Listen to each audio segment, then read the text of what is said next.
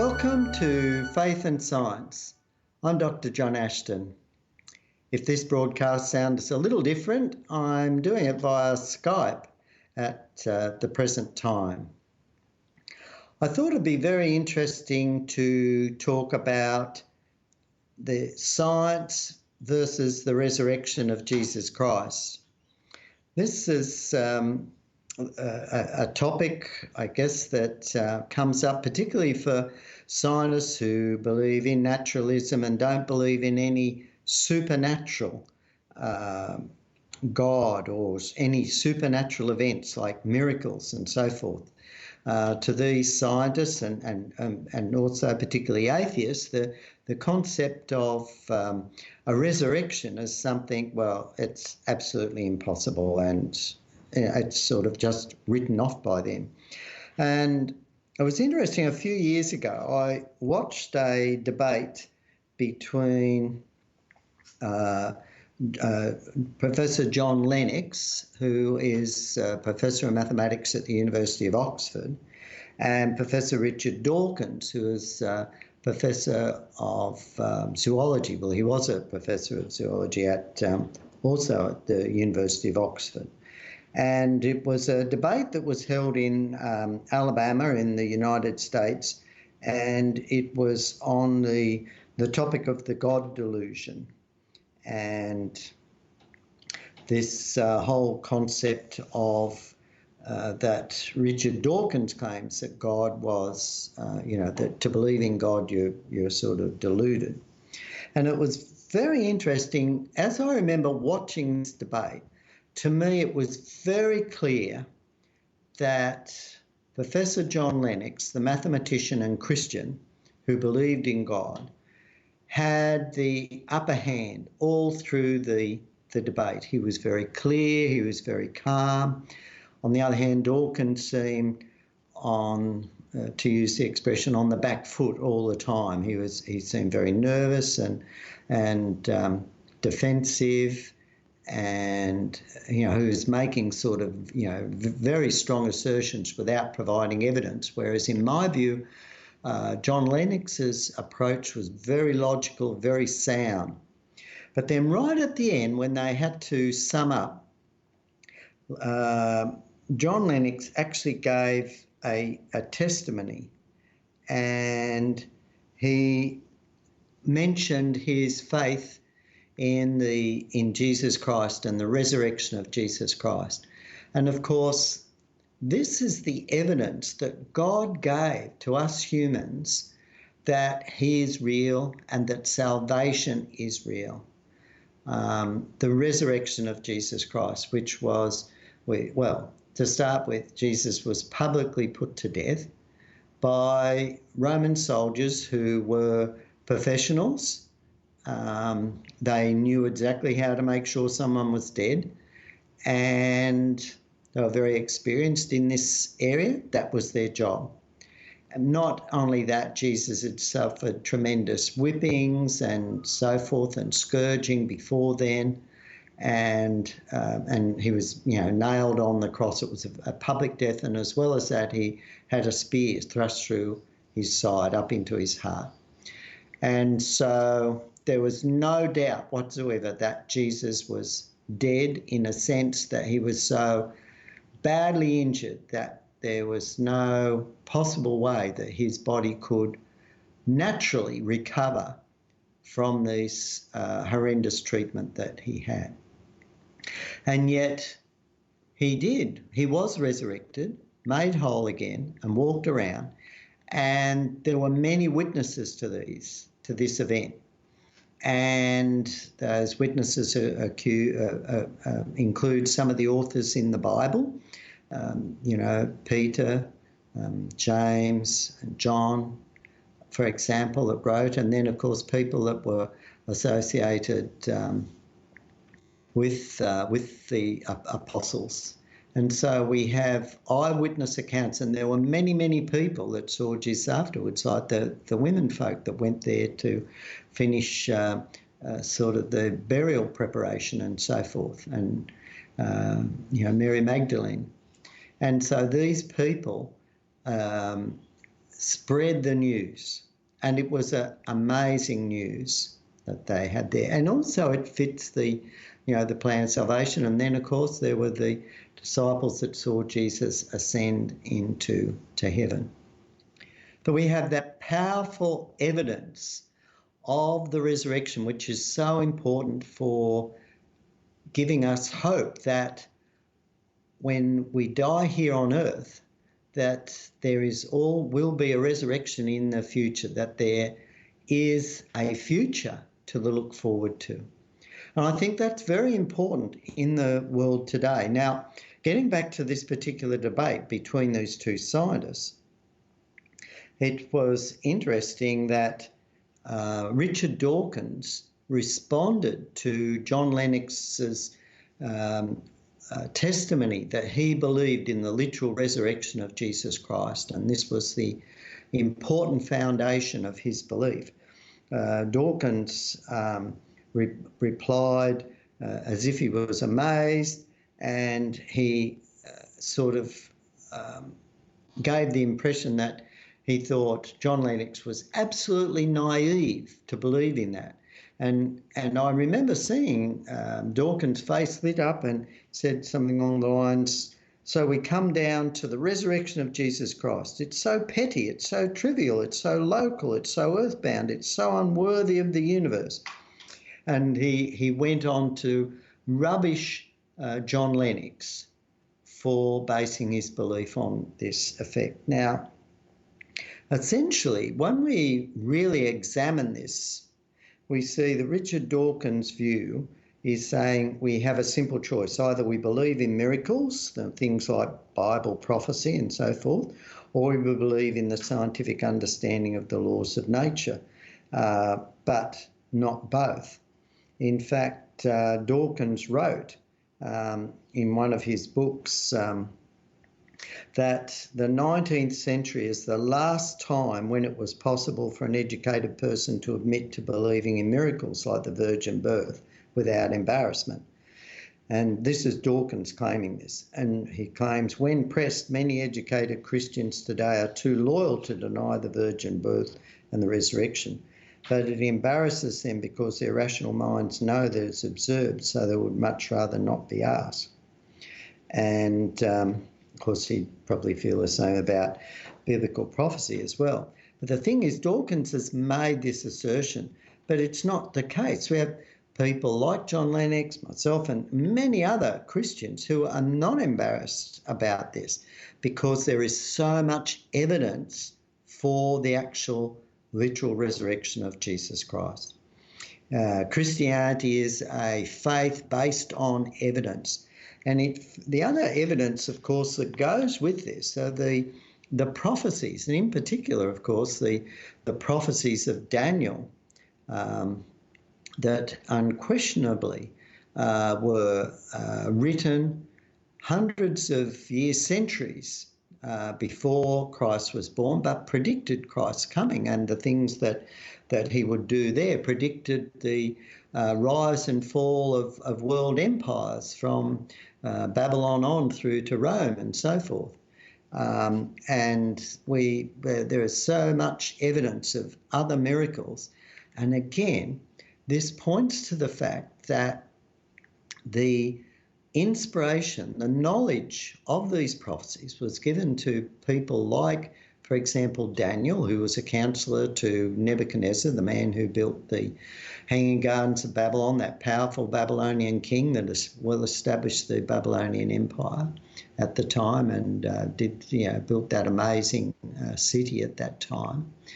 That this man was a godly man, Daniel, the one that, as I said, the counselor to Nebuchadnezzar, and God gave him these visions of the future. And one of the reasons is, of course, that God is outside time. And something that's very hard for us to understand.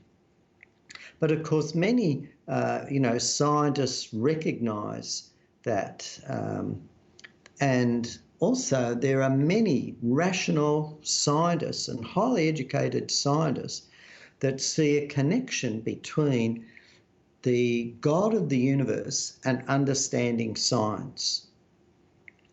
Of course, the new atheists, keep pushing this naturalism, but they have to ignore the powerful evidence through prophecy, the literal the observation and the historical witnesses to the resurrection of Jesus at that time. And one of the other things that is very important to recognise with regard to the resurrection is that we have this powerful evidence that it's God's desire to resurrect all the people who choose to be with him. And for example, we read in the book of Daniel, chapter 12, verses 1 to 2, just the start of the last chapter of the book of Daniel. And it reads, "But at that time your people shall be delivered, everyone whose name shall be found written in the book. And many of those who sleep in the dust of the earth shall awake, some to everlasting life, and some to shame and everlasting contempt." So we have here, again, Daniel, who gave all these prophecies that were accurately fulfilled. God revealed to him that one day there was going to be a resurrection. Now, of course, this is in the context of those who are written in the book of life, those who in essence have chosen God. They want to be in God's kingdom. They've chosen Jesus, their Saviour. They're recorded there. And, of course, those, I guess, who haven't, they're not recorded there. But it's interesting when we look at this phrase, many shall awake. And this means the resurrection of their bodies. We will have a body. Now, so we have this text explicitly teaches a bodily resurrection. And this is another area where clearly the Bible challenges the closed world of the naturalistic worldview. And this is very important because this is another aspect of the supernatural realm. One of the very important things is that prophecy, and the Bible has so many prophecies in it that have been fulfilled. Matter of fact, I have an encyclopedia of Bible prophecy published by Princeton University Press that, and I think from memory it deals with about 700 Bible prophecies.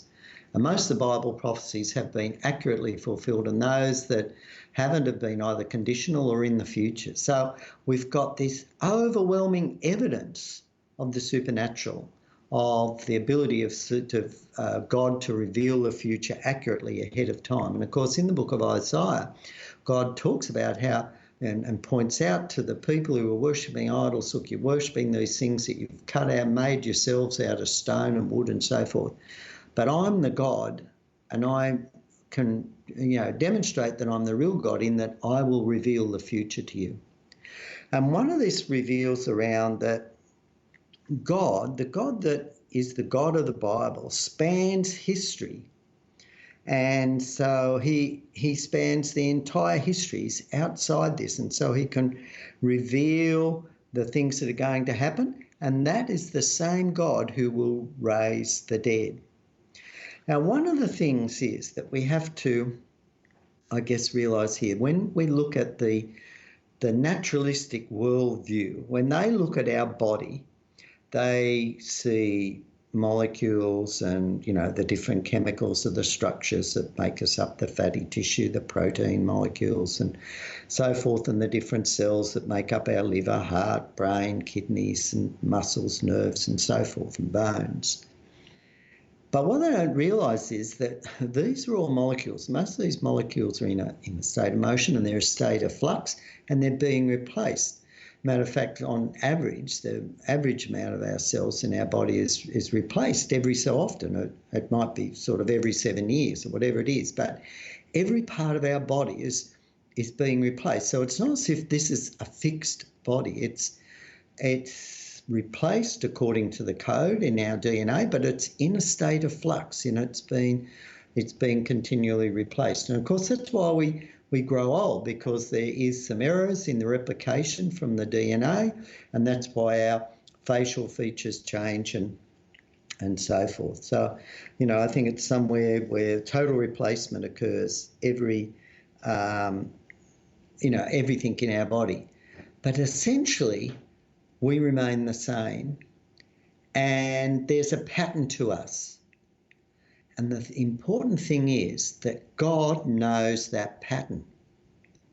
Now, God is not material. He's not limited by this material world of vibrating atoms with rotating electrons and so forth, and force fields. And this is another thing we have to remember too, of course, that when you think about it, we're largely empty space. We feel solid, but that solid is just the interaction of force fields. And, and I've mentioned this before, a very common force field is gravity. And if you jump up in the air from the ground, if you jump up, you're pulled back down quite strongly. But what is it pulls you down? There's nothing there. There's nothing that grabs you. You just feel this pull. It's a very, very strong pull. Now, that's a force field. And, we still sort of grapple to understand in a way what these fields are, but they interact. They cause interactions. And so again, we are largely empty space filled with force fields between the components of the atoms, and as the atoms bond together and are held together again by force fields. It's not as if they're, mechanically linked together. In a sense, they have overlapping electrons, but these electrons are within particular fields, energy fields, force fields. And one of the important aspects when scientists limit themselves to this very, naturalistic, materialistic worldview, one of the things that they miss out is the fact that what constrains everything is information, is knowledge. And information is non-material. For example, if God holds our pattern in his memory, obviously he can reuse that pattern to refashion a resurrected body for us. And we don't know what how God is obviously going to do this, but it's going to be a material body. And one of the interesting things is, of course, that the mind, our thoughts, are non-material. And I've talked about this before. And this is, again, very important in this context, because while we live in this mechanical body of ours, who we are, our thoughts, are non-material. And this is very important because our thoughts constitute information. And the latest research in science is placing more and more emphasis on the role of information as we're understanding nature, because nature is full of encoded information. And we have to see that, of course, in the DNA. And information, of course, it can be carried on a material substrate, but information itself, in actual fact, is non-material. So when I write on a piece of paper the recipe for making some bread, or, for a particular chemical reaction to make some compounds, and I can write down the formula, there's nothing to what I write on the piece of paper is made up of ink molecules and absorbed onto cellulose and so forth on the paper. But that can be interpreted again by my mind, which is totally different, as information. And that information then can be used. I can then take the particular flour, ground wheat, and I can mix with it so much yeast and water and a little bit of sugar and so forth, and stir it in a particular way, leave it for a particular time, and then heat it through a particular temperature cycle, and make some bread or a cake or whatever. And so the information about how to do that, while it is stored on a material substrate, in itself is non-material, because the ink on the paper can't do anything. It can't do anything. And to somebody that doesn't know the language, it doesn't mean anything. So again, we can have some chemical formula, but for somebody who doesn't understand chemistry, it doesn't mean anything. The same if we have a triple integral solution, sort of providing information about some engineering problem, it doesn't mean anything to someone who has an advanced knowledge of calculus, for example. And so information is therefore not reducible to matter. And some physicists now are even suggesting that information is primary and matter is secondary. And this whole advance now in science is really coming back to what the Bible, especially when we read in John chapter 1 and 3, that in the beginning was the Word. So we have here that in the beginning there was essentially information. And so, a neuroscientist can tell me what is in my brain, in terms of the structure of the brain, but you can't tell what is in, he or she, the neuroscientist can't tell what is in your mind. So we have some very, very interesting stuff coming out here. And this is one of the reasons why the idea of God being eternal, the information about us being eternal, and therefore God being able to recreate us in the resurrection. It's very, very exciting area of science. I think the area of the resurrection is very important. And just recently I went to a funeral of a very good friend, a lady who was a particularly good friend of my wife, the same age as my wife. And it was a sad time because we really miss her. But she was a wonderful Christian woman with great faith in God. And I guess that gives us great hope. It gives that we know as Christians that it's not the end. And this is an important message to get out to the world and the young people. In fact, Paul, who had a personal experience with Jesus, the resurrected Jesus, and this experience was such that it turned him around from a person who was persecuting Christians and seeking to put an end to Christianity to become one of the greatest advocates of Christianity. And he writes in his letter to the Corinthians to encourage them, he writes this in 1 Corinthians chapter 15, verses 20 to 24. But in fact, Christ has been raised from the dead.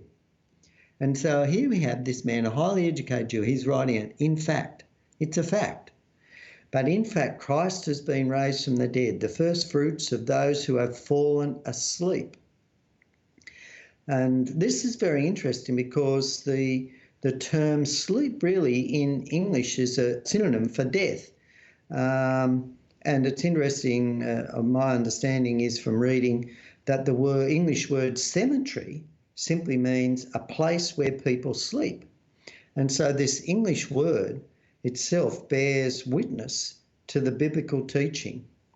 And so going on from what, rereading that again, this is 1 Corinthians 15, 20, 24. Paul wrote, but in fact Christ has been raised from the dead, the first fruits of those who have fallen asleep.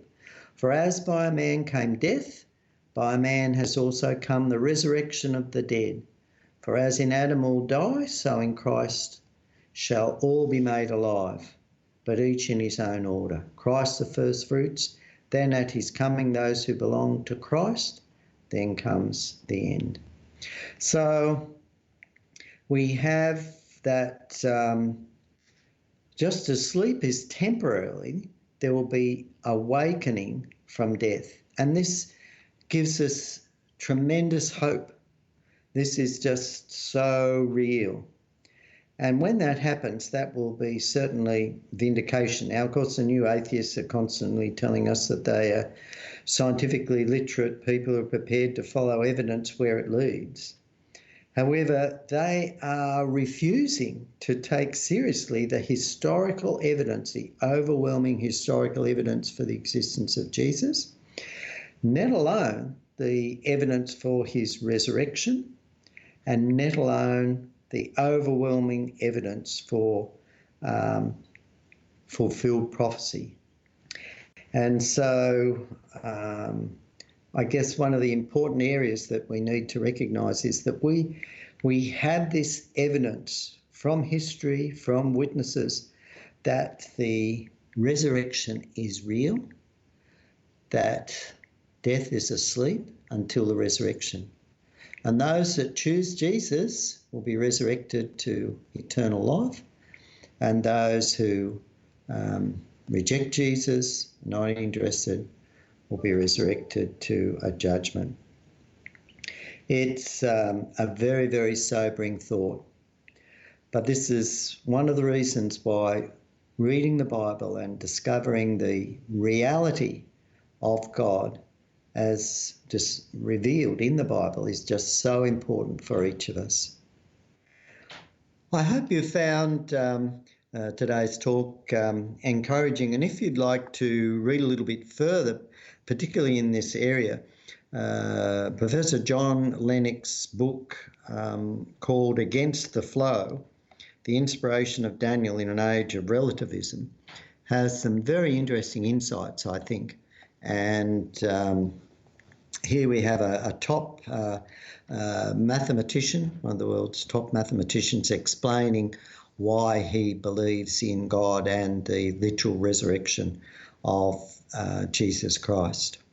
Remember too, there's the other books supporting the evidence for evolution, such as Evolution Impossible, and also the book In 6 Days, Why 50 Scientists Choose to Believe in Creation.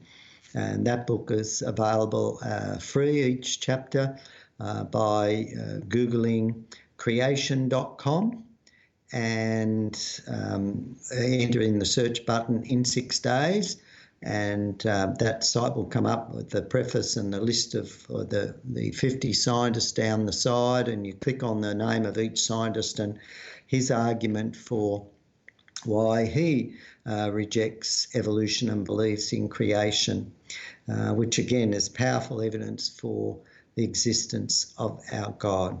And remember, if you want to re-listen to this program or any of the earlier programs, just Google 3ABN Australia, all one word, .org.au,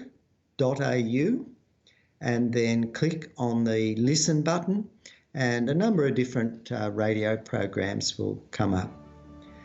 You've been listening to Faith and Science. I'm Dr. John Ashton. Have a great day.